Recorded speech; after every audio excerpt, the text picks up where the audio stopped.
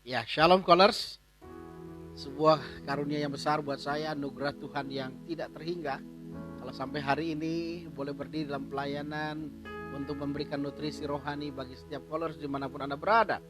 Perjalanan yang tidak mudah, 2 bulan sudah kita lewati bersama dalam Colors yang hari ini.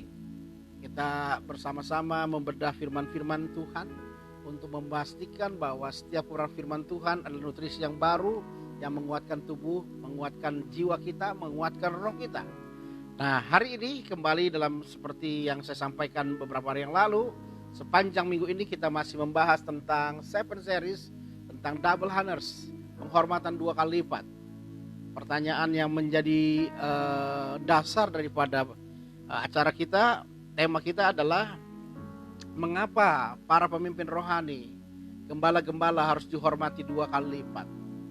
Kenapa Tuhan perintahkan dalam 1 Timotius 5 ayat 17, penatua-penatua yang baik pengajarannya, terutama yang berkhotbah mengajar, itu harus dihormati 2 kali lipat. Dan kita lihat pengalaman 2 hari ini kita bahas tentang double honors ini. Yang pertama adalah kita menemukan sebuah hal yang luar biasa. Hidup seorang hamba Tuhan, didedikasikan buat Tuhan, terkadang dijadikan alat peraga oleh Tuhan untuk anak-anaknya, untuk orang percaya. Kita teringat Hosea dalam pelayanannya, dalam ketaatan kepada Tuhan, dia harus menikahi seorang perempuan sundal yang bernama Gomer. Saudara bisa bayangkan ketika seorang hamba Tuhan menikah dengan seorang perempuan sundal, maka nama baiknya akan menjadi pertaruhan yang hebat. Orang akan mempergunjingkan dia, orang akan berkasak-kusuk membuli dia. Bukan hanya nama baiknya, pelayanannya pun kemungkinan besar tidak menjadi efektif lagi. Saudara bisa bayangkan kalau seorang gembala jemaat menikah dengan perempuan sundal, maka sebagian jemaatnya mungkin akan keluar dari gereja itu. Bahkan mungkin ada orang-orang tertentu yang naik berusaha menjatuhkan pendeta itu. Artinya bukan hanya nama baiknya, pelayanannya, tetapi juga yang tidak mudah adalah kebahagiaan hidupnya. Dia menikah dengan seorang perempuan pelacur, maka mungkin di benak pikirannya, waduh, sudah berapa puluh laki-laki yang tidur dengan istri saya. Itu sebuah situasi yang tidak mudah dihadapi oleh seorang Hosea. Bukan hanya sampai di situ saja Hosea, apa yang terjadi di pasal 3-nya, istri yang dia tempatkan sebagai seorang perempuan yang terhormat, istri seorang nabi, sekarang Alkitab berikan catatan, dia kembali ke kubangannya juga. Dia kembali ke komplek pelacuran itu. Dia kembali bersundal. Dan Tuhan perintahkan kepada Hosea untuk diambil kembali, ditebus kembali, untuk dijadikan istri kembali. Saudara bisa bayangkan, saya menemukan perempuan lebih kuat dalam hal mengampuni suaminya yang berzina. Tetapi jarang sekali seorang suami yang menemukan istrinya berzina, lalu mengampuni dan menerimanya kembali. Sebab laki-laki dengan egonya sulit menerima fakta yang seperti itu. Tapi apa yang terjadi? Tuhan perintahkan Hosea kembali menikahi Gomer binti Diblaim untuk yang kedua kalinya. Itu semua dikerjakan sebagai apa? Itu semua tujuannya Allah mengerjakan itu dalam kehidupan Hosea. Hanya memberi contoh, seperti itulah orang Israel, umat pilihan Allah, umat kesayangan Allah yang tadinya hidup dalam persundalan rohani, yang tadinya menyembah berhala, ditebus oleh Allah, dijadikan anak Allah yang setia, dijadikan anak Allah yang berharga. Tetapi apa yang terjadi? Mereka kembali ke kubangannya, mereka kembali kepada penyembahan berhala. Tetapi Tuhan tidak berhenti mengasihi mereka. Makanya mereka kembali akhirnya ditebus oleh Allah. Artinya Hosea hidupnya begitu mengenaskan, hanya untuk orang lain. Dirinya dikorbankan Allah sebagai alat peraga. Dalam Alkitab kita menemukan tokoh yang kedua, kemarin hari Senin kita bahas, orang yang dikorbankan Tuhan, yaitu Yesaya. Kenapa? Selama 3 tahun dia berjalan keliling memberitakan Injil dengan situasi kondisi yang sangat memalukan dan memilukan. Kenapa? Karena dikatakan dia tidak berkasut. Bukan hanya berhenti di situ, pantatnya kelihatan, celananya sobek. Artinya sebagian orang mengasumsikan gembala kita, pendeta kita, hamba Tuhan kita depresi berat seperti orang gila, mungkin tertekan dengan hebat seperti orang yang tidak punya pengharapan. Itu semua ternyata dilakukan Hosea. Sekali lagi, menjadi alat peraga Tuhan untuk orang-orang percaya.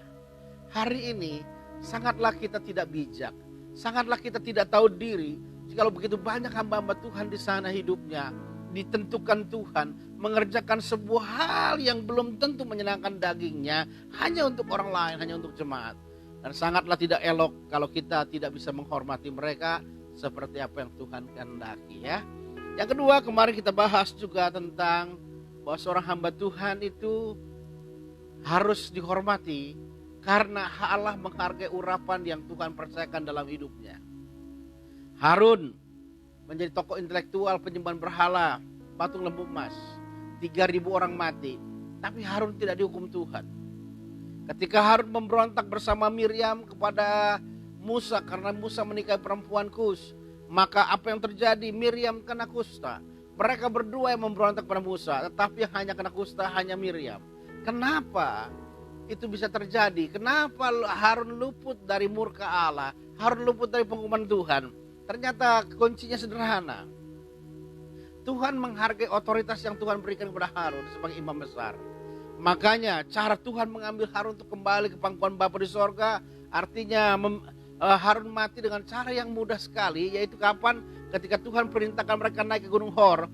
Di atas Gunung Hor itu, maka Tuhan perintahkan kepada Musa menanggalkan jubah Harun, membuka pakaiannya, dan pakaian keimamannya dikenakan kepada Eleazar anaknya. Maka saat yang sama Harun itu mati. Jadi selama dia menjadi imam besar, kenapa tidak kena murka Allah? Karena Allah sangat menghargai yang namanya otoritas. Allah sangat menghargai buat kepercayaan yang Tuhan beri. Allah menghargai apa yang sudah dia kerjakan dalam kehidupannya. Oleh sebab itu, sesuatu yang salahlah kita jika kita para hamba Tuhan, kita pelayan Tuhan, kita jemaat Tuhan, tidak bisa menghormati hamba-hamba Tuhan, sekalipun mereka dalam tanda petik punya kesalahan. Kenapa? Karena Allah saja menghargai otoritas mereka, apalagi kita seharusnya menghormati para pemimpin-pemimpin rohani kita. Nah, hari ini kita akan bahas seri yang ketiga dan keempat dari 7 series tentang double hunters ini. Yang ketiga kita lihat Yakobus pasal 3 ayat 1. Kita akan mengambil sebuah kebenaran yang penting ya. Nah, sebelum kita bahas ayat 3 pasal 3 ayat 1 ini, saya ingin bertanya kepada Bapak Ibu yang ada di rumah mungkin. Pertanyaan saya sederhana. Sebenarnya adakah dalam kekristenan konsep tentang dosa besar atau dosa kecil? Saya tanya ulang lagi.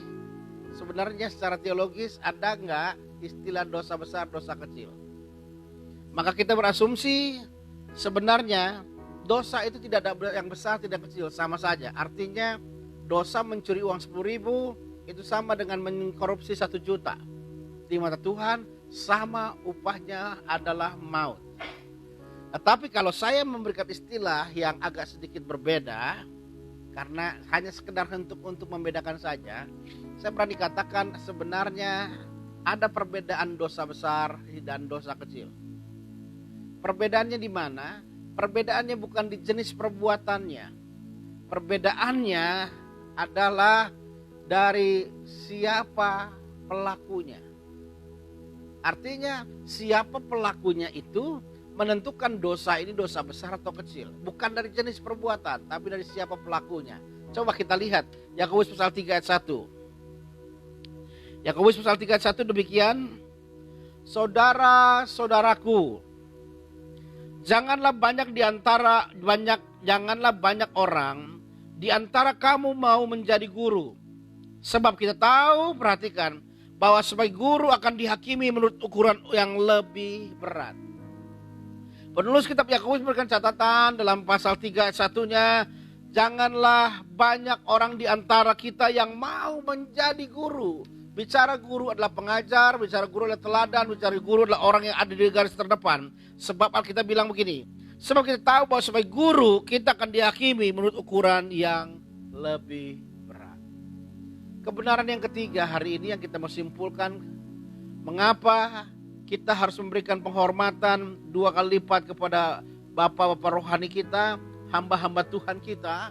Karena ternyata Alkitab berikan catatan, mereka kalau punya kesalahan, Tuhan akan hukum lebih berat dibandingkan jemaat. Bayangkan sebagai hamba Tuhan, hidup yang harus menjadi teladan itu tidak mudah. Hidup yang harus menjadi contoh bagi orang lain tidak gampang. Tetapi kalau dia salah, maka Alkitab berikan catatan, penghukumannya, penghakimannya bisa lebih berat lagi. Bagaimana Pak Pendeta contohnya? Maksudnya seperti apakah yang dimaksud Pak Pendeta hari ini? Nah, saya kasih contoh begini. Satu keluarga, ada seorang suami, istri dan anak-anak. Satu saat suaminya ini berzina atau berselingkuh. Saya tanya, keluarganya, istri dan anak-anaknya dan keluarga-keluarga yang lain kira-kira akan minta tolong kepada pendeta untuk didoakan, untuk dilayani, untuk didatangi. Tujuan utamanya adalah apakah keluarga ini berharap kepada pendeta mampu menarik orang ini, suami yang berzina ini, masuk kembali dalam gereja dan bertobat. Maka saya percaya persepsi kita semua akan menempatkan bahwa gereja harus merangkul orang ini, gereja harus menjangkau orang ini, menyelamatkan orang ini, dan dibawa kembali kepada gereja. Itu yang standar normal terjadi. Tapi pertanyaan yang menarik adalah, kalau yang berzina itulah pendetanya,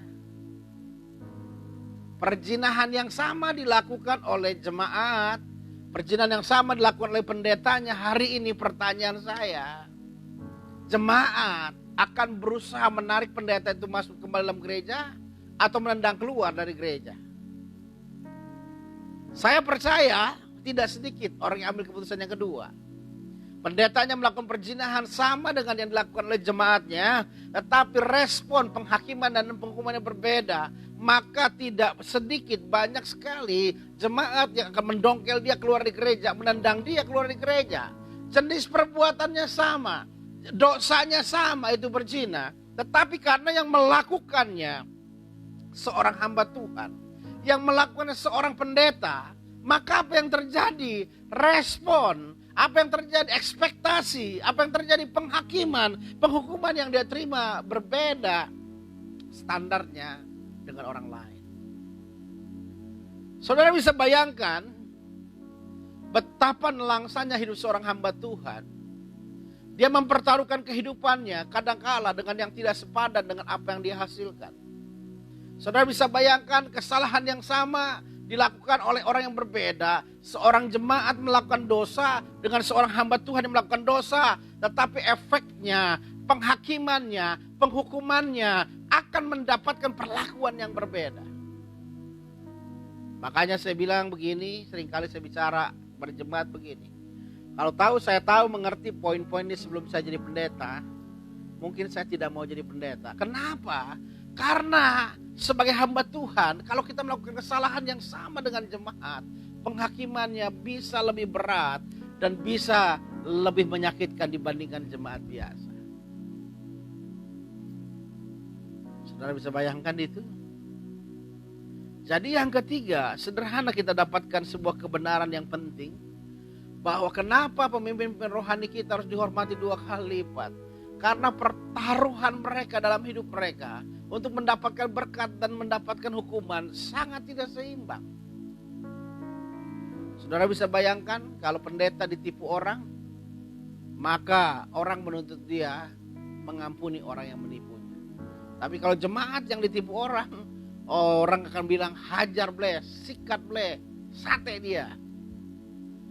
Artinya hari ini seringkali sikap hidup seorang hamba Tuhan dituntut berlebihan, tetapi tidak mengalami yang namanya banyak kemudahan dalam hidupnya. Jadi kalau kita tidak bisa menghargai hamba-hamba Tuhan yang hidupnya mempertaruhkan kebenaran hidupnya dengan dosanya tidak sebanding, kesalahan yang kecil dari seorang hamba Tuhan bisa menjadi besar.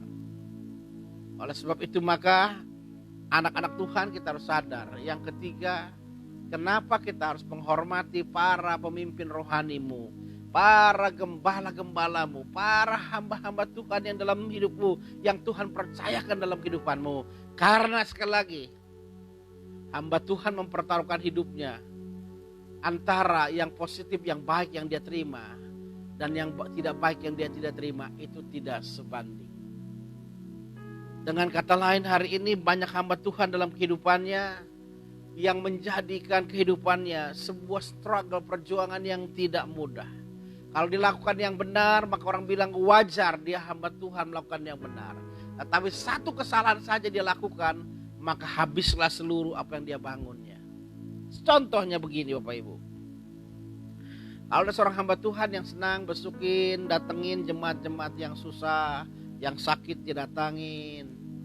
99 kali dia datangi jemaat yang sakit itu, entah yang kaya, entah yang miskin, yang punya uang atau yang tidak punya uang. 99 kali. Kira-kira pada saat kesempatan yang ke-100, ada jemaat yang sakit, yang betulan miskin, bau, yang rumahnya juga tidak jelas. Dan dia tidak bisa melayani jemaat yang miskin ini di dalam doanya ketika dia mengalami sakit penyakit. Nah, maka saya katakan begini, satu peristiwa yang tidak dia buat ini, satu peristiwa di mana dia tidak melayani yang sakit ini hanya karena faktor alasan miskin, maka satu ini akan menghapuskan 99 semua kebaikan yang dia kerjakan. Ini gak fair kadang-kadang, karena kesalahan yang kecil bisa menjadi besar ketika yang melakukannya seorang hamba Tuhan. Tapi kalau dia melakukan yang besar dengan benar, mungkin tidak sedikit, hanya sedikit saja tepuk tangan, kekaguman yang mereka berikan kepada pendeta ini. Karena mereka berasumsi wajarlah dia melakukan semuanya itu karena dia hamba Tuhan. Jadi yang ketiga, kita menemukan sebuah kebenaran yang penting hari ini. Kenapa banyak hamba Tuhan harus dihormati 2 kali lipat? Karena yang ketiga alasannya adalah bahwa hidup mereka pertaruhkan dengan hal-hal yang tidak sepadan dengan akibat yang dia alami dalam kehidupannya. Dengan kata lain, hari ini kita menemukan sebuah kebenaran yang penting. Kita harus menghormati hamba Tuhan, para pemimpin Romanya hari kita 2 kali lipat. Kenapa? Karena pertaruhan hidup sebagai hamba Tuhan itu menjadi pertaruhan yang tidak sebanding dengan hukuman yang dia terima. Ya, jadilah sebab itu maka kita harus menghormati hamba-hamba Tuhan, pemimpin-pemimpin rohani kita. Yang keempat, hari ini kita akan menemukan sesi yang keempat. Hari ini bagian yang keempat, mengapa hamba Tuhan, mengapa pemimpin rohani harus dihormati 2 kali lipat. Kalau yang pertama bicara masalah bahwa hidup mereka korbankan buat kita. Yang kedua, kenapa? Karena Tuhan menghormati otoritas. Yang ketiga, hari ini kita melihat sebuah kebenaran, kenapa seorang hamba Tuhan harus dihormati 2 kali lipat. Karena hidupnya dia pertaruhkan untuk sesuatu yang tidak seimbang dengan apa yang kesalahan yang dia lakukan, ya. Yang keempat, kita lihat 2 Korintus pasal yang ke-12 ayat 7 sampai 10.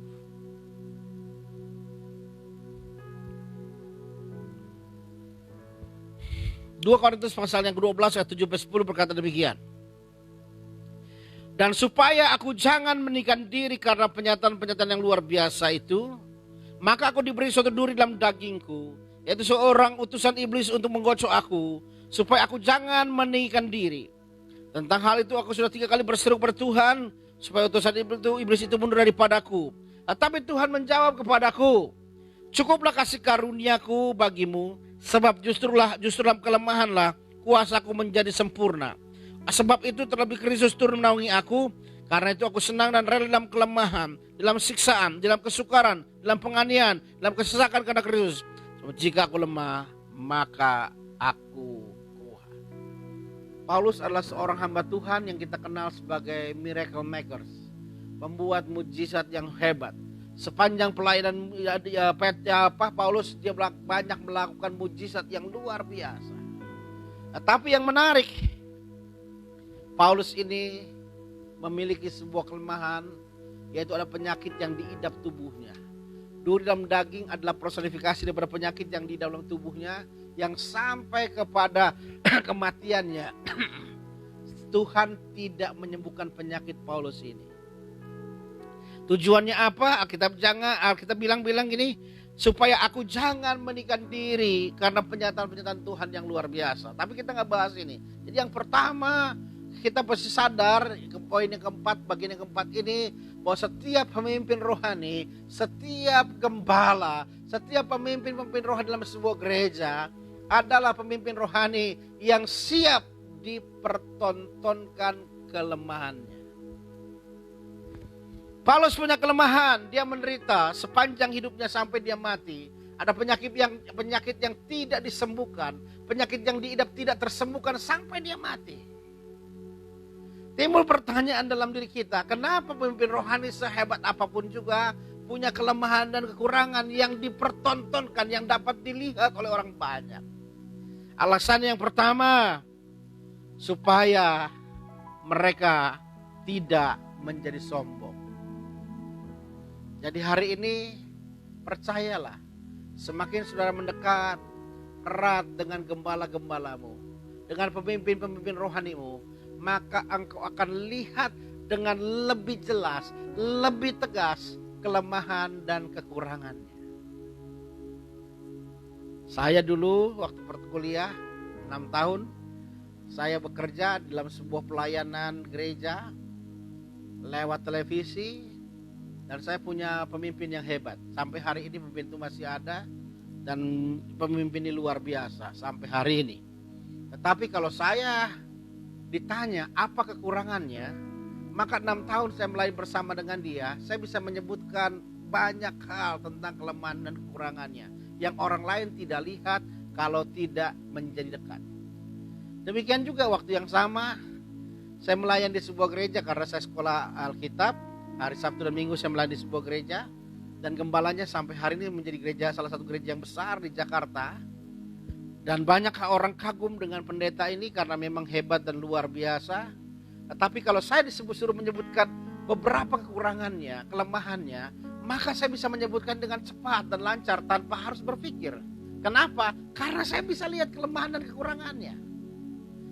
Tetapi saya sadar hanya orang yang dekat dengan dia yang bisa melihat kekurangannya. Sebab kalau orang kita melihat dari jauh, maka segala sesuatu yang dilihat adalah bagus. Kalau saudara pernah mengikuti perjalanan Holy Land, kita sampai di Mesir, salah satu tempat wisata yang kita lihat adalah piramid. Kalau kita nonton di film-film, piramid itu kelihatannya rata begitu ya, segi 4 atau segi berapa itu ya. Tapi kalau saudara lihat ke sana, waduh, banyak yang tidak ratanya. Jadi artinya, pemimpin-pemimpin rohani ini punya kelemahan. Pemimpin rohani ini punya kekurangan dan itu terekspos dan bisa kita lihat ketika kita mendekat kepadanya. Nah, pertanyaan menarik adalah kenapa Tuhan izinkan pemimpin rohani kita punya kelemahan? Kenapa Tuhan izinkan pemimpin rohani kita punya kekurangan? Kenapa Tuhan izinkan pemimpin rohani kita punya kekurangan? Jawabannya sederhana. Ini yang keempat, keberadaan keempat yang kita peroleh pada 7 series ini. Kelemahan seorang pemimpin rohani itu bisa mendatangkan berkat atau kutuk bagi anak-anak rohani. Artinya kekurangan seorang gembala, kekurangan seorang pemimpin rohani bukan ujian terbesar bagi pemimpin rohani itu. Tetapi ujian terbesar bagi anak-anak rohaninya, bagaimana dia bersikap, bagaimana dia memberikan respek, bagaimana dia memberikan penghormatan ketika melihat pemimpin rohani yang tidak sempurna. Kita ingat kisah Nuh.